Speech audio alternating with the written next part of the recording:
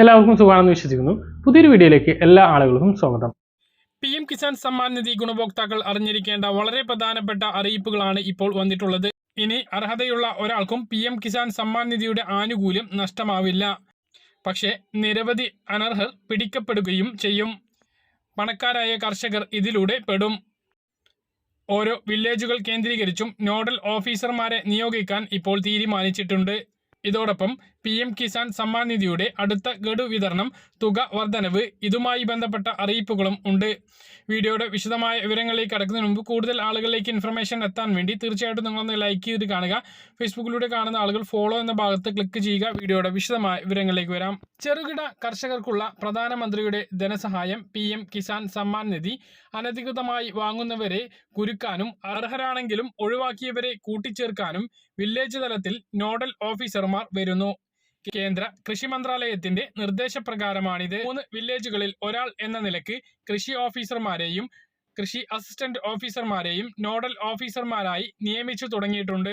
ഈ ഓഫീസർമാർ അപേക്ഷ നൽകിയിട്ടും ആനുകൂല്യം ലഭിക്കാത്തവർ, ബാങ്ക് അക്കൗണ്ടും ആധാറും ബന്ധിപ്പിക്കാത്തവർ എന്നിവരെ നേരിൽ കണ്ട് നടപടി സ്വീകരിക്കുക. ഗ്രാമസഭകളും തപാൽ ബാങ്ക് പ്രതിനിധികളുടെ യോഗവും വിളിച്ച് പുരോഗതി വിലയിരുത്തുക തുടങ്ങിയവയാണ് നോഡൽ ഓഫീസർമാരുടെ ചുമതല. ഭൂരേഖകളിൽ അപാകതയും മറ്റു സാങ്കേതിക പ്രശ്നങ്ങളും കാരണം സംസ്ഥാനത്ത് 11 ലക്ഷം പേർ പദ്ധതിയിൽ നിന്നും പുറത്താക്കപ്പെട്ടിരുന്നു. തുടർന്ന് വകുപ്പുകളുടെ സംയോജിത പരിശോധനയിൽ 4 ലക്ഷത്തിലധികം പേർക്ക് ആനുകൂല്യം പുനഃസ്ഥാപിക്കുകയും ചെയ്തു. ജനുവരി 15-നകം പരിശോധനാ നടപടികൾ മുഴുവനായും പൂർത്തിയാക്കാനാണ് നിർദ്ദേശം.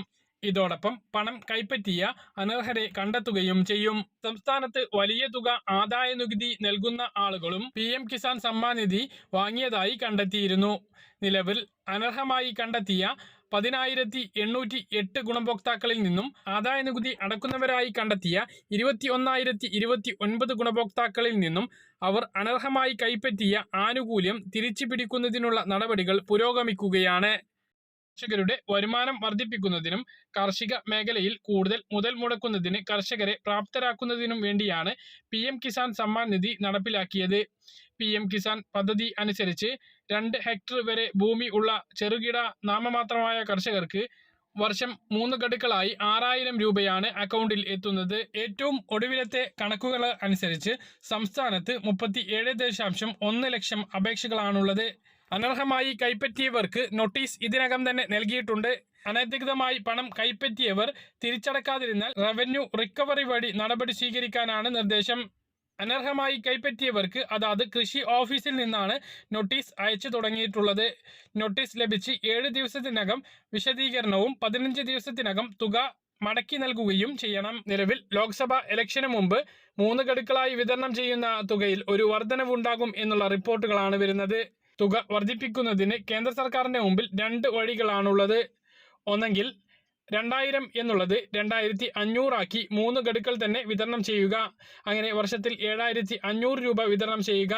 അല്ല എങ്കിൽ ഗഡുക്കളുടെ എണ്ണം വർദ്ധിപ്പിച്ച് 4 ഗഡുക്കളായി 2,000 രൂപ വീതം 8,000 രൂപ വിതരണം ചെയ്യുക. ഇതിൽ 3 ഗഡുക്കൾ തന്നെ വിതരണം ചെയ്ത് 2,500 രൂപ വീതമാക്കാനാണ് ഏറ്റവും കൂടുതൽ സാധ്യത. നിലവിൽ 15 ഗഡുക്കളാണ് വിതരണം ചെയ്തത്. ഇനി വിതരണം ചെയ്യാനുള്ള 16ാം ഗഡു 2023 ഡിസംബർ, 2024 ജനുവരി, ഫെബ്രുവരി, മാർച്ച് മാസത്തെ തുകയാണ്. ഫെബ്രുവരിയിലോ മാർച്ചിലോ ലഭിക്കാനാണ് സാധ്യത. അപ്പോൾ അനർഹമായി കൈപ്പറ്റിയ ആളുകൾക്ക് നോട്ടീസ് അയച്ചിട്ടുണ്ട്. നോട്ടീസ് ലഭിച്ചിട്ടുള്ള ആളുകൾ തുക തിരിച്ചടക്കുന്നതാണ് നല്ലത്. ഇല്ലെങ്കിൽ റവന്യൂ റിക്കവറി നടപടികളുണ്ടാകും. അപേക്ഷ നൽകിയിട്ടും എല്ലാ രേഖകൾ സമർപ്പിച്ചിട്ടും തുക മുടങ്ങിയിട്ടുള്ള ആളുകൾ ഇനി ടെൻഷൻ ആവേണ്ടതില്ല. ഓഫീസർമാർ എല്ലാം കൃത്യമായി ചെയ്ത് നിങ്ങളുടെ തുക നിങ്ങളുടെ അക്കൗണ്ടിലേക്ക് എത്തുന്ന രീതിയിലേക്കാണ് കാര്യങ്ങൾ നീങ്ങുന്നത്. പല കാര്യങ്ങൾ കൃത്യമായിട്ട് മനസ്സിലാകണമെന്ന് കരുതുന്നു. ഇതുപോലുള്ള ഇൻഫർമേഷൻ ലഭിക്കാൻ ചാനൽ സബ്സ്ക്രൈബ് ചെയ്യുക, ബെൽ ഐക്കൺ എനേബിൾ ചെയ്ത് വെക്കുക. മറ്റൊരു വീഡിയോയുമായി നമുക്ക് വീണ്ടും കാണാം. ഇതുവരേക്കും ബൈ.